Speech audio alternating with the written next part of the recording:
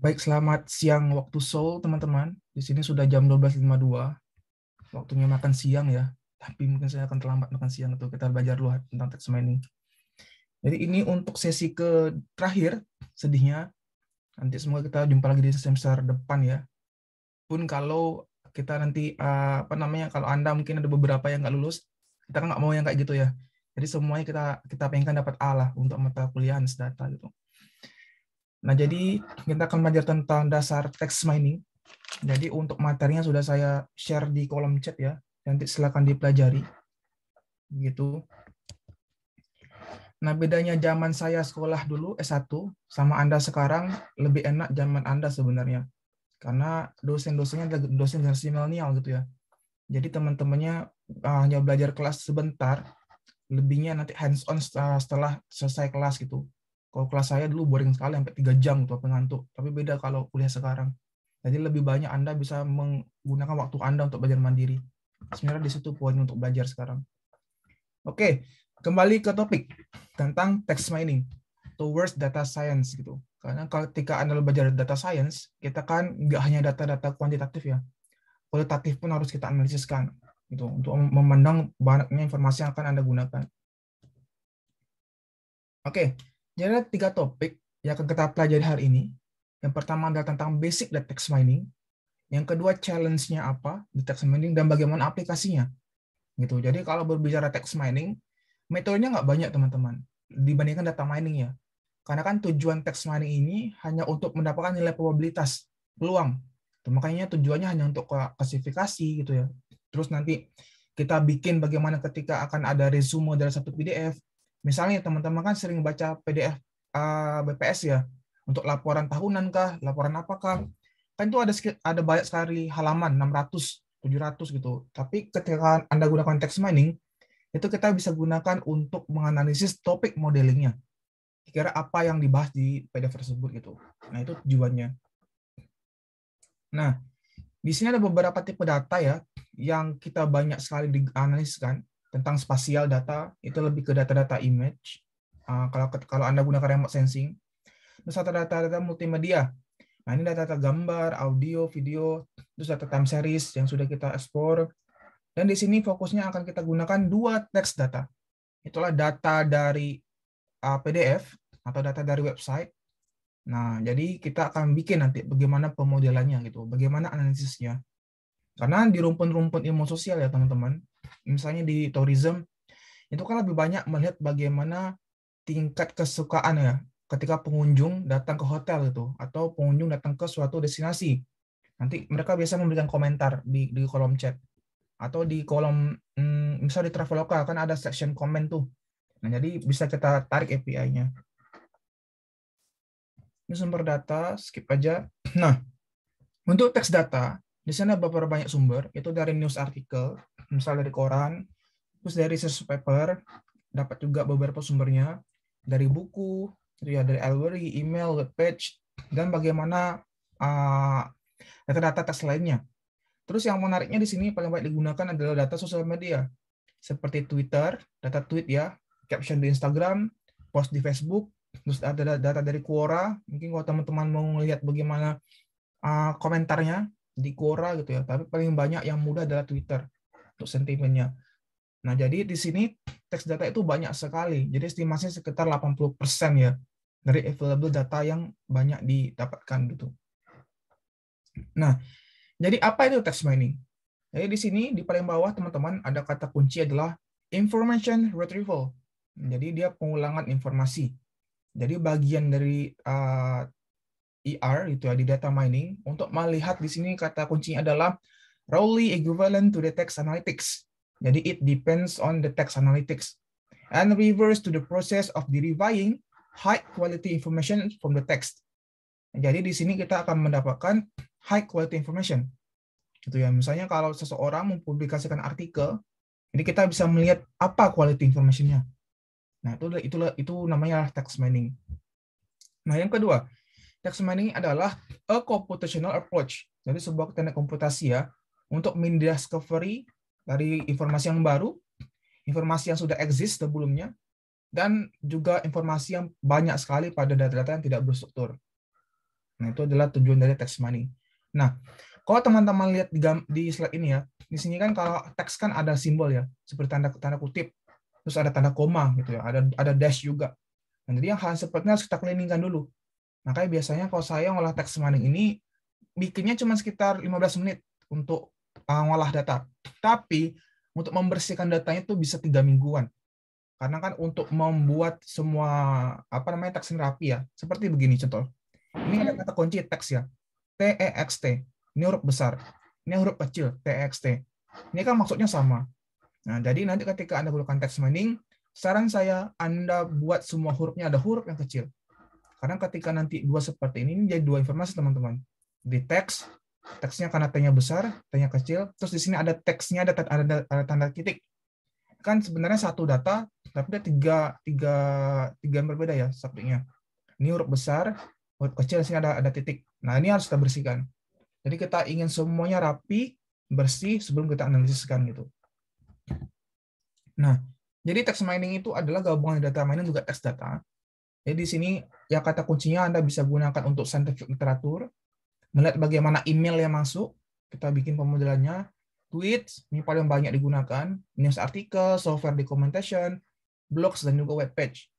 Nah, ini penerapannya di 3 area tadi. Information retrieval, NLP. Nah, NLP ini lebih ke informasi komputasi berbasis bahasa ya, seperti voice recognition gitu. Terus ada yang seperti kita gunakan text mining ini juga bagian dari NLP. Dan ada juga penerapan dari machine learning. Nah, itu adalah tujuan dari text mining itu sendiri. Nah, yang membedakan antara data mining sama text mining tentu dari datanya bagaimana. Kalau data mining kan dia lebih ke numerik ya di sini. Tapi kalau teks lebih ke text mining. Nah, singkatnya di data mining ini modelnya banyak banget kita bisa gunakan teman-teman. Tapi kalau text mining terbatas. Gitu ya. Dia hanya sebatas network analysis, dia sebatas hanya klasifikasi itu, dan beberapa teknik-teknik ontologi dan linguistik lainnya. Tapi kalau machine learning kan banyak ya, regresi ada, time series ada, cluster ada, klasifikasi ada, accession rules juga ada di situ. Tapi kalau text mining sedikit sekali metode-metodenya gitu, tapi nggak banyak lah. Nah, di sini ya yang membedakan antara text mining dan juga NLP. Nah, text mining ini lebih ke melihat bagaimana informasi dalam data di teks PDF gitu ya. Tapi kalau dari NLP atau natural language processing ini lebih ke grammar-nya. Jadi nanti kalau Anda ada yang tertarik ya di text mining, silakan untuk mempelajari dasar-dasar ini. Karena kan kalau misalnya gini contohnya, menggambar. Itu kan ada kata kunci meng dan gambar ya. Nah, jadi kalau di NLP teman-teman, kata sambung itu meng, terus ada apa lagi ya, di gitu ya, ke. Nah, itu kan matters di NLP. Jadi nanti bagaimana melihat kata-kata sambungnya gitu. Terus kalau di text mining nggak lebih ke sana, tapi lebih ke bagaimana kata paling banyak yang muncul. Maka lebih ke knowledge management di situ. Nah, itu membedakannya antara text mining dan juga NLP. Tapi dia satu kesatuan kok di text mining. Nah, challenge-nya apa? Yang pertama adalah datanya dia tidak berstruktur ya. Di sini karena juga dia semi struktur, tergantung. Interpretasinya ini harus butuh ekspertise teman-teman. Jadi kalau Anda nggak punya banyak knowledge-nya, untuk membangun text mining ini berbahaya sekali gitu ya. Nanti akan ada misleading atau misjudgment untuk analisisnya. Terus di sini juga NLP itu ketika Anda gunakan ya juga ambigu. Maka di sini saya bilang juga Anda harus punya konteks yang cukup firm ya, cukup bold untuk Anda analisiskan knowledge-nya bagaimana. Nah, terus yang ketiga, ini lebih ke influence by and influence people's mutual interaction. Maksudnya seperti apa? Misal, ketika Anda ambil data di Twitter, nanti kan ada jumlah count-nya banyak ketika sebuah tweets itu di-retweet oleh banyak orang ya. Nah, jadi makanya disampaikan bahwa dia kadang agak sedikit bias gitu ya, karena ada beberapa yang di-retweet yang seperti itu gitu loh. Jadi makanya ini lebih ke influencing people's mutual interaction gitu. Nah, yang ketiga di sini dapat kita gunakan bahwa model-model machine learning dan model-model supervised gitu ya. Untuk di text mining-nya sangat-sangat kecil sekali, jarang sekali gitu. Nah, yang keempat, ini lebih ke hard dimensions of the attribute spaces. Karena kan nanti dia dalam bentuk faktor semantics ya, dalam satu kata. Seperti ini aja ini udah jadi berapa informasi nih? Karena kan dia berbeda ya, dari natural, satu kata, language, satu kata, teks, satu kata, dan seterusnya. Jadi lebih ke high dimension di text mining. Nah, aplikasinya apa? Banyak. Jadi untuk dokumen klasifikasi, kita bisa bikin itu. Kita bisa bikin clustering dokumen juga, dokumen summarization. Jadi ketika nanti ada sekitar 1000 PDF ya, 1000 halaman maksud saya, kita bisa bikin bisa jadi 100 kata gitu dari dokumen summarization. Yang keempat, ini bisa Anda gunakan untuk dokumen space, menggambar visualisasinya seperti bikin word cloud gitu. Itu juga berguna. Nah, terus yang kelima ada making prediction. Jadi ini ada gabungan dari time series dan juga text mining ya. Saya kasih contohnya di paper saya. Yang terakhir adalah untuk membuat recommender system untuk artikel, movies, books, dan juga artikel gitu. Jadi ini adalah penerapannya. Nah, bagaimana cara bekerjanya? Seperti ini contohnya, misalnya dokumen. Dokumen 1, 2, 3, 4, 5, 6, dan 7. Nah, dari beberapa dokumen ini ya contohnya ya. Ini kita bisa klasifikasikan. Misalnya, dokumen A itu cocok masuk ke ekonomi. Nah, kita bisa labelkan ya. Jadi 1 ekonomi, 2 lainnya. Jadi kita klasifikasikan dia masuk ke daerah mana. Contohnya seperti itu untuk klasifikasi. Nah, atau seperti ini. Ini lebih ke topik modeling, teman-teman. Jadi, topik modeling adalah untuk mendapatkan kata-kata apa saja yang paling banyak muncul di teks ini. Contohnya ya, di sini ada kata-kata gens, ada kata-kata komputer. Nah, gen ini banyak yang muncul. Jadi makanya ketika Anda bikin topik modeling, ini yang paling atas. Tuh ya, jadi karena dia paling banyak muncul. Jadi kan kalau Anda bandingkan ya, misalnya dari 200 kata, misalnya 200 kata, misalnya paling banyak muncul ada gen, sekitar 0,04 peluangnya. Kan katanya banyak sih, ada gens, ada quotes, ada spring, ada Herbert gitu.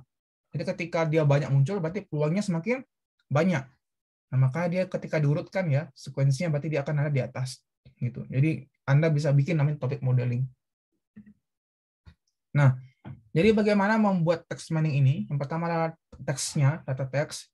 Kita pre-processing dulu, gitu ya. Terus kita transformasikan dalam bentuk vektor nanti. Kita pilih filter selection. Kita bikin patternnya bagaimana untuk topik modeling misalnya, atau word cloud, baru Anda interpretasikan. Begitu cara mudahnya. Nah, dengan cara seperti apa? Ini ada beberapa summary-nya gitu ya. Jadi mempermudahnya nanti. Yang pertama kita bisa buat dengan namanya synthetic atau semantic text analysis atau STA. Yang kedua, kita bikin bag of words. Jadi bag of words ini adalah kumpulan kata-kata. Nanti saya kasih tunjuk contohnya seperti apa.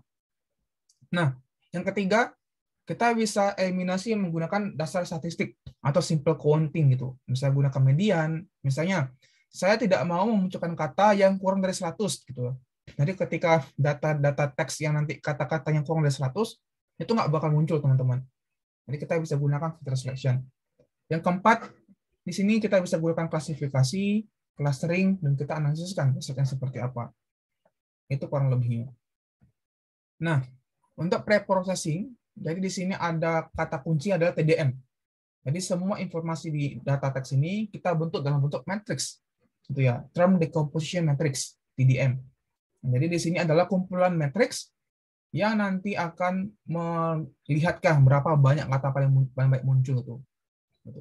Nah, tujuannya adalah untuk mereduce dari set words yang tidak bisa diekspektasikan untuk korpus. Jadi korpus ini adalah kumpulan kata-katanya juga. Jadi itu tujuannya gitu ya. Dengan cara apa? Yang pertama, kita harus normalizing teks gitu ya. Nah, maksudnya seperti apa? Kan teks itu nanti ada yang bercampur ya. Misalnya ada kata, nanti di sini tiba-tiba ada angka gitu. Nah, kita bisa hapus angka itu. Nah, yang kedua, kita harus membuat korpusnya itu seimbang dari kata-kata kuncinya gitu ya. Contohnya seperti apa? Contohnya misalnya seperti ini. Ini tadi kan saya sudah bilang ya, ini kan ada kata huruf besar. Ini huruf kapital, ini kecil.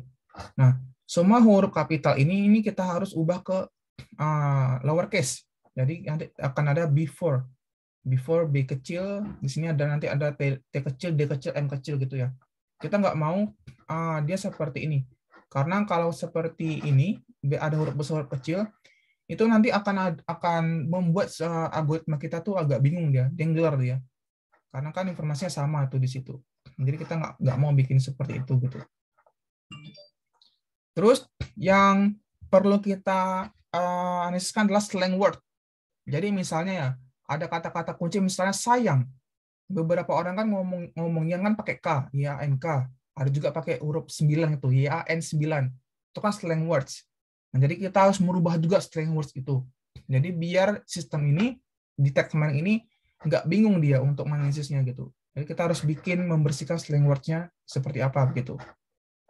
Terus yang terakhir adalah reducing words dari root from the true, stemming, or lemmatization. Jadi di sini ada kata kunci lagi yang dinamakan stemming, yang dinamakan lemmatization gitu. Nanti saya akan jelaskan setelah slide ini. Nah, yang pertama di sini ada namanya text normalization. Jadi contohnya ya, di sini ada kata kunci kan, apple, apple, apple.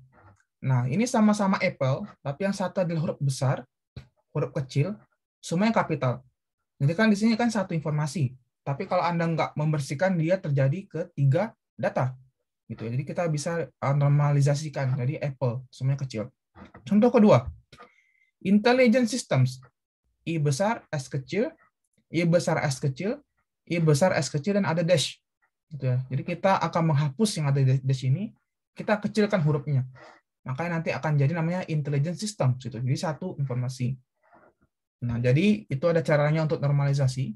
Contohnya tadi di sini nanti kita akan hapus namanya casfolding. Ini namanya casfolding ya, menurunkan huruf lowercase. Terus yang kedua, kita akan gunakan nanti menghapus semua punctuation marks seperti dots, gitu ya, titik, koma, dash, dan seterusnya. Dan semua non-SCIE character itu. Nah, yang ketiga, kita akan hapus namanya white space atau spasi. Karena spasi itu nggak penting di text mining, gitu, jadi kita harus hapus gitu.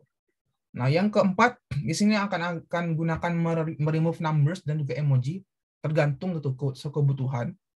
Nah, yang kelima, kita akan gunakan namanya dictionary atau wordnet. Gitu. Nanti akan ada package ya di R yang sudah terhimpun kata-kata dictionary-nya. Tapi kalau untuk bahasa Indonesia nggak banyak gitu. Contohnya, automobile, car ini kan masuk ke vehicle atau kendaraan ya. Misalnya makanan, nanti ada kata kunci misalnya martabak gitu, pisang goreng, terus misalnya bebek goreng, itu kalau Anda kata kunci kan berarti dia masuk ke makanan. Nah, jadi kita bisa gunakan namanya dictionary atau kamus itu. Nah, di sini ada kata kunci namanya stop words. Jadi stop words ini adalah salah satu alternatif ya untuk membuat complement way.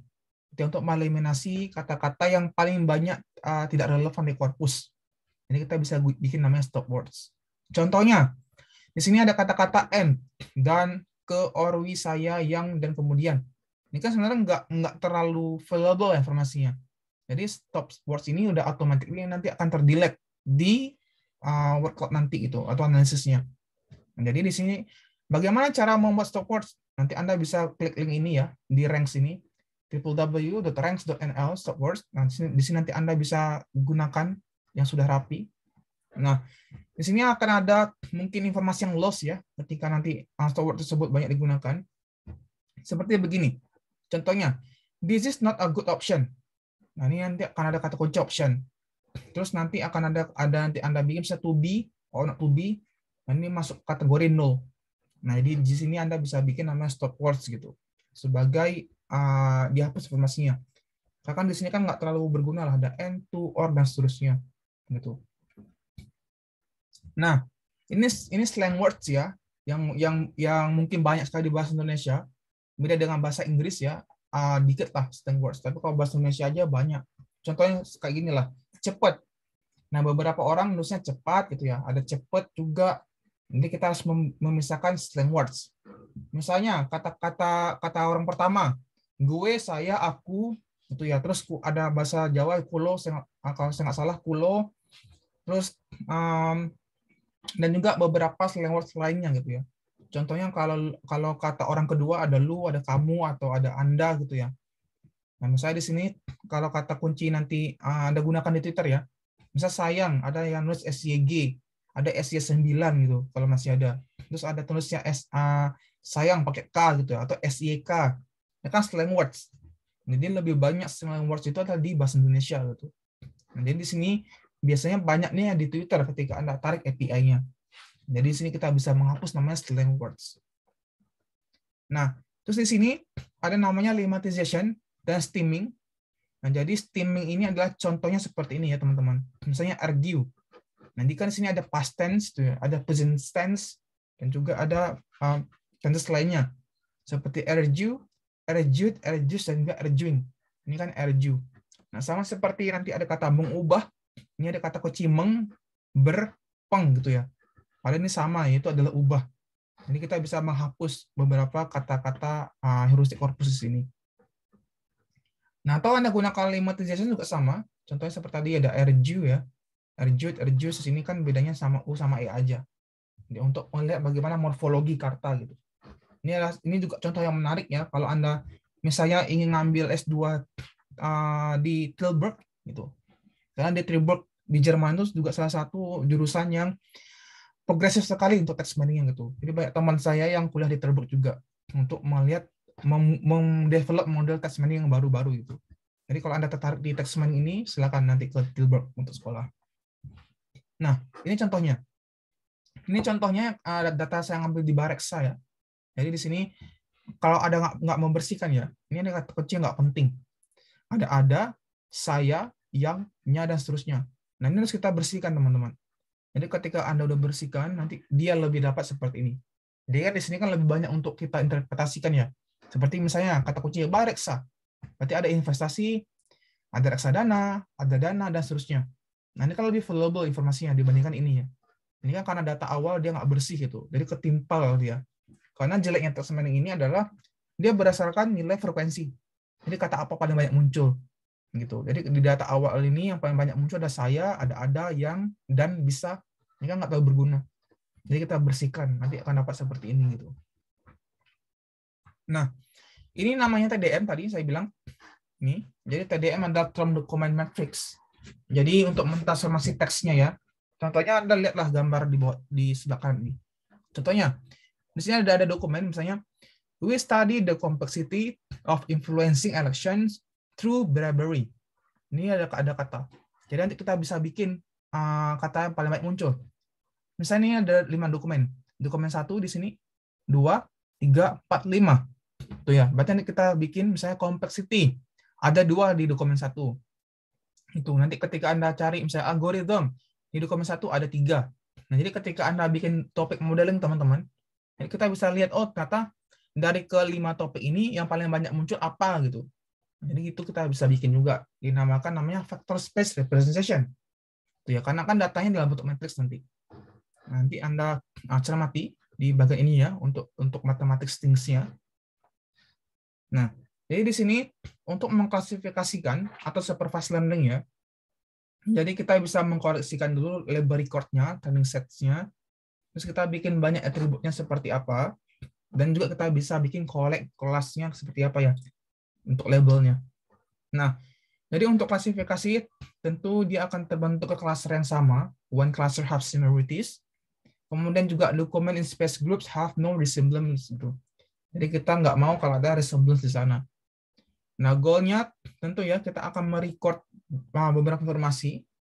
Jadi kita akan mendapatkan akurasinya seperti apa juga bisa di text mining.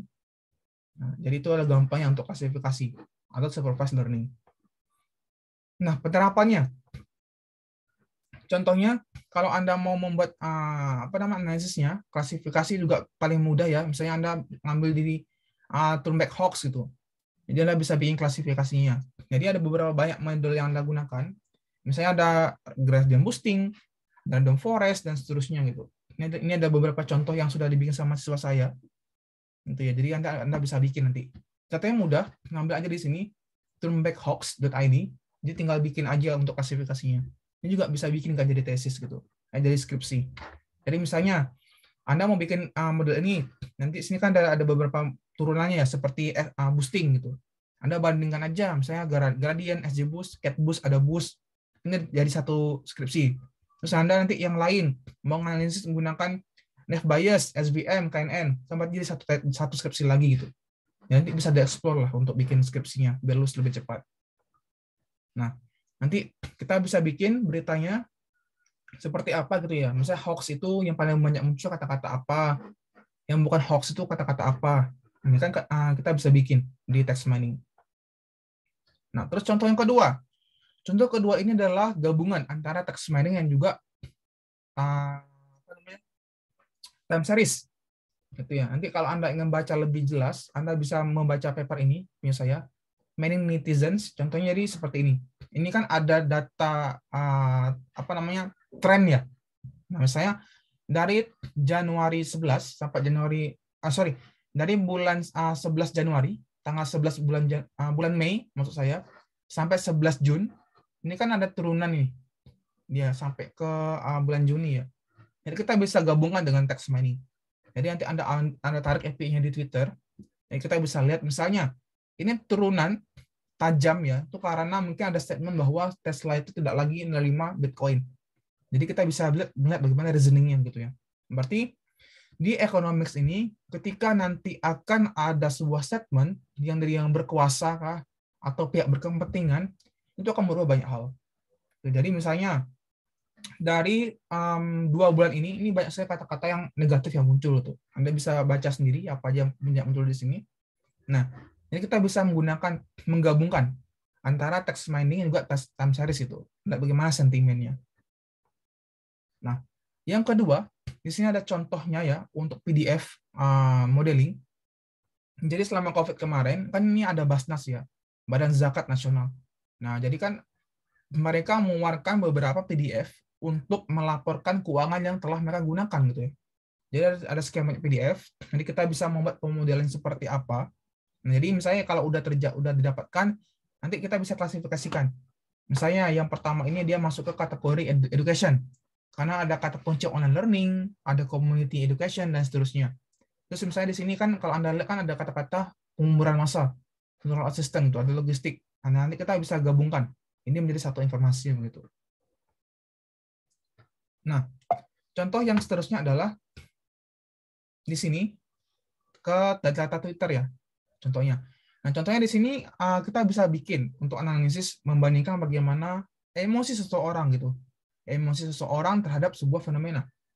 Sebentar saya kasih unjuk yang lebih fun lagi.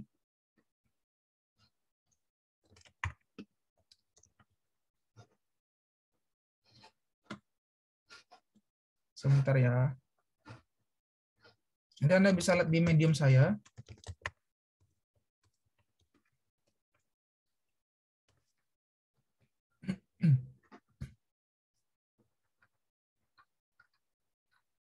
Nah, ini aja. Nah, misalnya di sini, saya ngambil data di Twitter, judulnya yang waktu kemarin itu mau dinikah ya, sekitar 28 Mei. Jadi nanti Anda bisa membuat itu sentimen seperti apa. Nah, misalnya tahapan pertama. Nah, misalnya dari data Twitter, contohnya, jadi kita bisa melihat, di sini ada per second ya. Per second berarti dia per 3 detik dia muncul kata-katanya gitu. Ketika Anda cari kata kunci hashtagnya adalah Maudy Ayunda. Contohnya. Nah, berarti di sini per hour, di sini kita bisa lihat dapat 300 teks. Berarti netizen itu meng-tweet kata kunci Maudy Ayunda sebanyak 300 kata. Jadi kita bisa lihat bagaimana trennya gitu. Nah, ini yang paling penting ya untuk klasifikasi. Nah, kalau di text mining di sini nanti ada banyak emosi teman-teman. Ada joy, ada anger, marah, gitu ya. Terus ada happy juga, ada sadness dan seterusnya. Nanti saya jelaskan di bawah.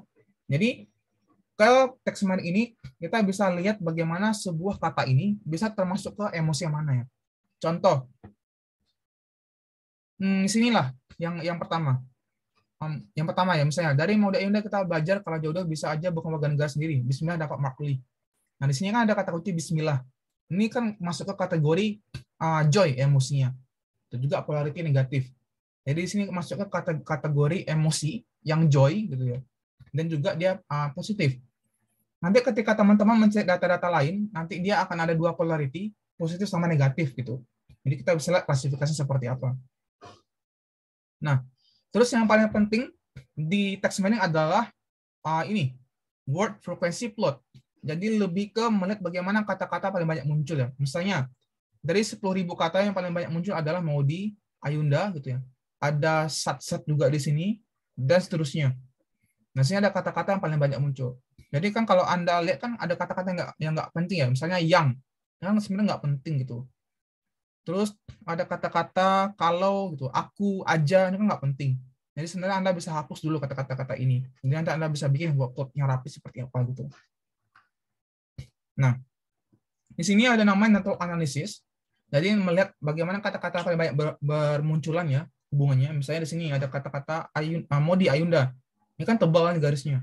Berarti dia satu korelasi yang besar gitu. Di sini ada kata-kata lain, misalnya ada kata terdapat gitu, ada kata-kata dan ini adalah beberapa yang paling banyak relevan ketika Anda mencari dua kata ini, Modi dan Ayunda. Gitu. Ini adalah contoh yang paling fun lah untuk melihat. Nah, ini bagaimana emosinya, saya bilang tadi. Ini ada joy, ada sadness, anger. Sebenarnya emosinya ada sekitar 11 gitu, kalau mau breakdown. Tapi sini terbaca hanya sekitar 7 aja. 2, 4, 6. Oh, cuma 6. Nah, di sini ada emosi joy, ada emosi sadness, ada anger, fear, disgust, surprise, dan lainnya emosinya. Nah, ini adalah workload untuk emosi. Jadi di sini kalau kata-kata positif, ini sini kata-kata relevan, misalnya ngasih, berkualitas itu. Ini yang positif. Ini ada netral tuh ya, wisdom, morning spill, proof, dan seterusnya. Ini adalah negatif gitu. Ada kata dirampas lah, dan lainnya. Nah, jadi nanti tujuannya adalah tes seperti ini untuk membuat analisisnya gitu. Nanti kita kembali ke slide.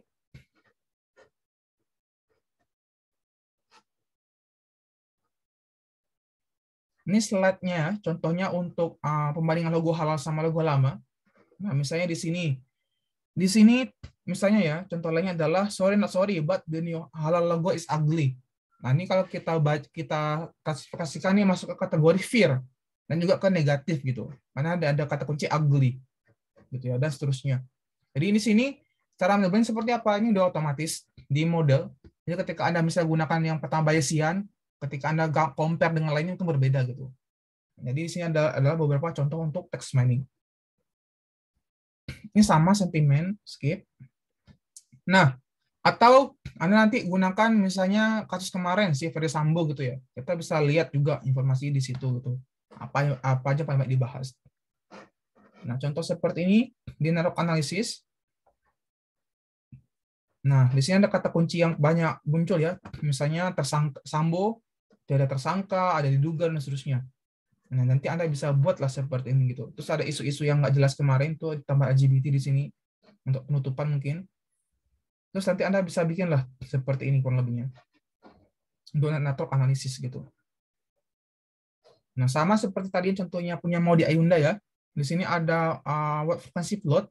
Jadi kata paling banyak muncul apa? Seperti Sambo, ada Verdi, dan seterusnya gitu. Sampai sekian banyak tweet yang bermunculan gitu. Nah, ini adalah contoh network analisis. Nah, itu dulu. Apakah ada pertanyaan?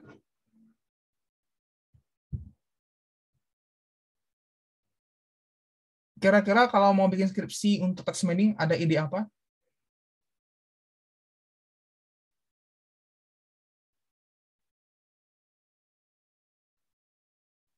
Mungkin Mbak Vita ada ide dulu untuk bikin ini sebagai skripsi mungkin?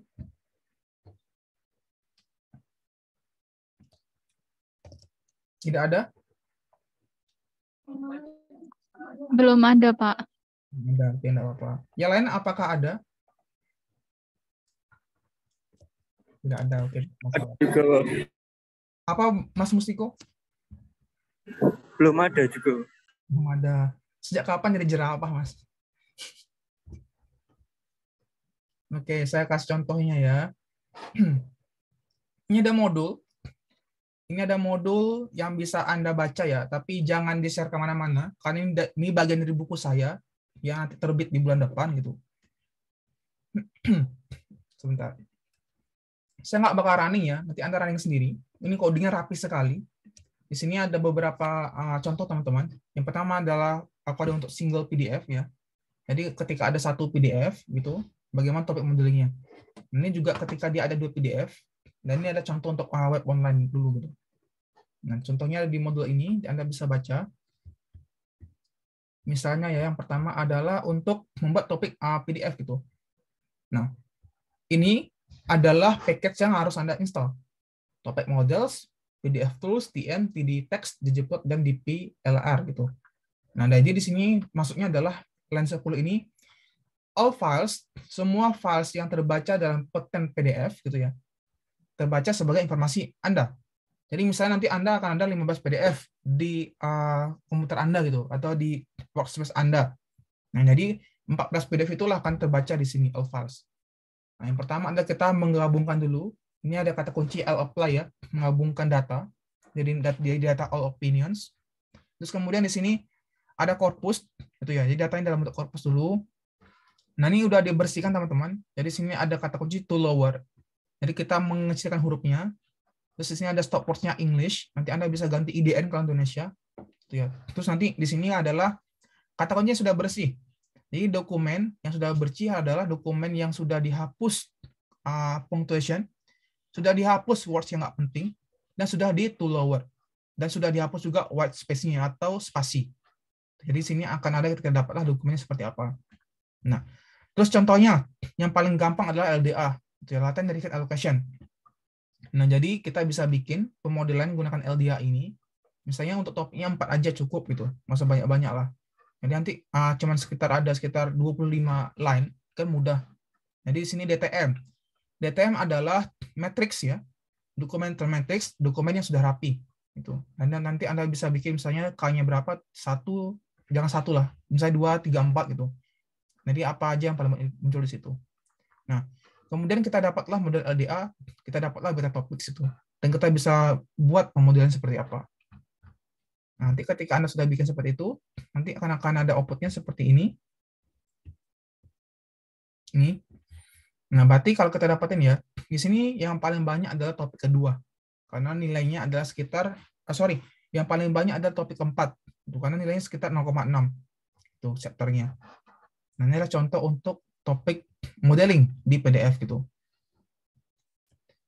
Nah, yang paling menarik ya, di sini ada coding yang keempat. Nanti Anda bisa baca sendiri. Itu adalah melihat bagaimana sentimen di website gitu ya. Saya buka dulu, tapi saya nggak running ya, karena kalau di running ini agak lamban. Karena saya lagi nge-running program juga di sini. Nah, di sini package-nya Anda bisa gunakan Harvest, DPR dan seterusnya. Ini ada 7 package. Nah, jadi di sini Anda bisa kopas apapun websitenya ya. Misalnya di sini adalah website random untuk melihat bagaimana rekomendasi wisata ya di tourism gitu. Nah, yang pertama di sini kita ingin baca dulu datanya. Misalnya dalam bentuk ini. Misalnya berita. Berita adalah data simple. Data dari variable simple ya. Sesimpel ini adalah data yang terbaca dalam bentuk HTML. Maka saya bikin simple namanya. Nah, di sini kita bersihkan dulu. Kata kuncinya jadi to lower ya, English, terus kita hapus punctuation, kita hapus spasinya, tinggal di running, nanti ini berhasil kok. Terus ini ada DTM, jadi semua informasi di berita, variable data berita ini, saya jadikan dia dalam bentuk matrix. Ini DTM, terus M-nya sebagai matrix ya, M sebagai matrix, terus kita urutkan, karena kan lebih matters ketika diurutkan berdasarkan frekuensi gitu ya. Nanti kita akan dapat datanya berapa banyak. Nah, kemudian di sini sudah saya berikan namanya untuk mencari nilai frekuensi. Di sini kita dapatkan nilai korelasi, melihat bagaimana hubungannya. Contohnya, karena kan ini adalah website untuk tourism. Jadi kan biasanya orang mencari kata kunci house gitu, atau penginapan atau room. Jadi kita bisa ganti misalnya nanti Anda bisa gunakan room gitu. Nah, nanti kata-kata kunci apa yang paling banyak berhubungan dengan room gitu. Misalnya ada color, ada misalnya comfortable gitu, dan seterusnya. Nah, di sini ada kata kunci untuk membuat plot yang muncul.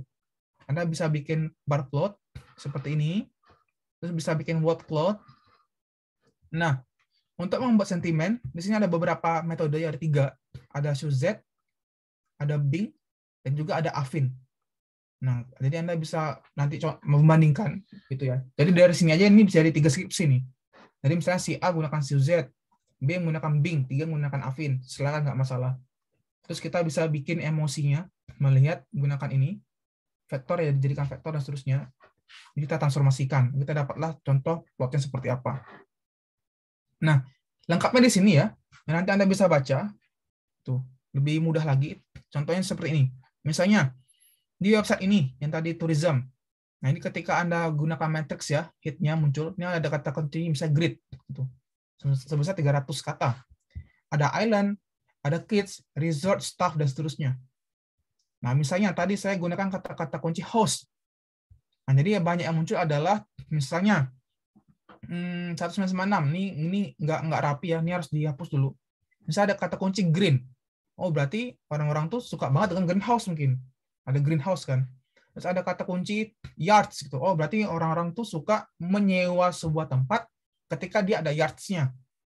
Nah, juga mungkin ada kata-kata fitter lainnya tuh, ada desain. Nah, di sini ada beberapa kata kunci yang muncul ketika menggunakan house. Nanti Anda gantilah, misalnya kata kunci fee gitu, atau money. Nah, kira-kira apa yang paling banyak bermunculan di sana. Nah, ini bar plot, kata-kata yang sering muncul, nanti Anda bisa bikin juga. Nanti akan dapat seperti ini ya, teman-teman. Nah, ini kata-kata yang muncul ada grid, ada island, kids, resort. Nah, berarti kan ternyata resort itu ada kata kunci kids, berarti ini sangat ramah sekali untuk anak-anak gitu. Berarti mungkin orang-orang luar negeri sana suka dengan yang seperti itu gitu.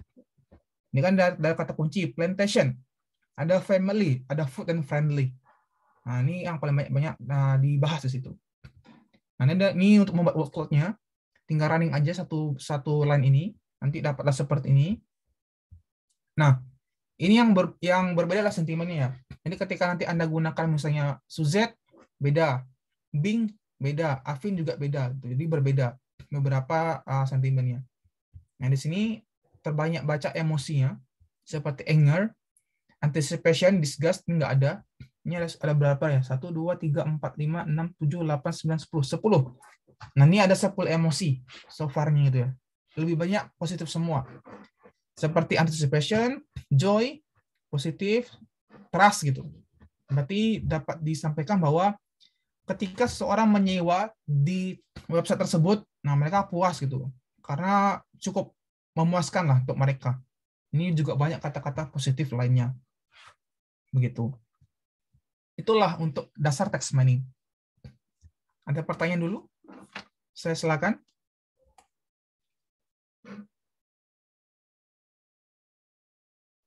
Ada pertanyaan? Atau ada ide mungkin?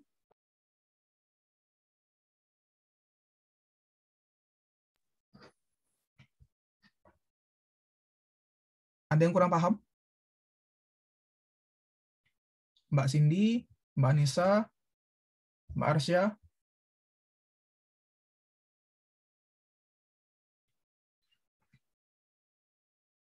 Kira-kira kalau nanti ini dijadikan UAS gitu ya, misalnya cara topik untuk membuat analisis sentimen. Kira-kira Anda mau bikin topik apa? Yang anti mainstream.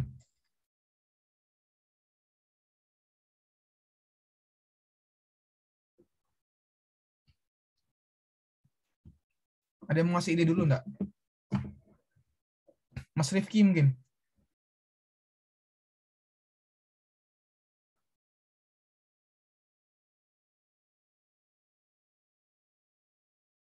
Enggak ada? Kan tadi tujuan text mining kan banyak ya. Yang pertama misalnya nanti ada analisis untuk melihat bagaimana PDF gitu. Ada beberapa PDF, laporan-laporan, kita bisa bikin topik modelingnya. Itu yang pertama. Terus yang kedua, Anda bisa cari website lain, misalnya website apalah Agoda gitu atau Traveloka. Misalnya ada postingan untuk menginap misalnya di wisata horor. Kan sekarang lagi hits-nya ya, lagi hits-nya lah untuk wisata horor. Jadi kita bisa lihat cocok apa tidak gitu. Atau kalau ada yang mau melihat bagaimana tourism lainnya seperti hotel mangrove itu juga menarik. Jadi saran saya, karena kan di bagian bisnis ya, coba cari topik-topik yang menarik lah untuk Anda kalian analisiskan gitu. Gitu. Ada yang mungkin mau ngasih tahu dulu, kira-kira mau bikin apa untuk di text mining ini contohnya?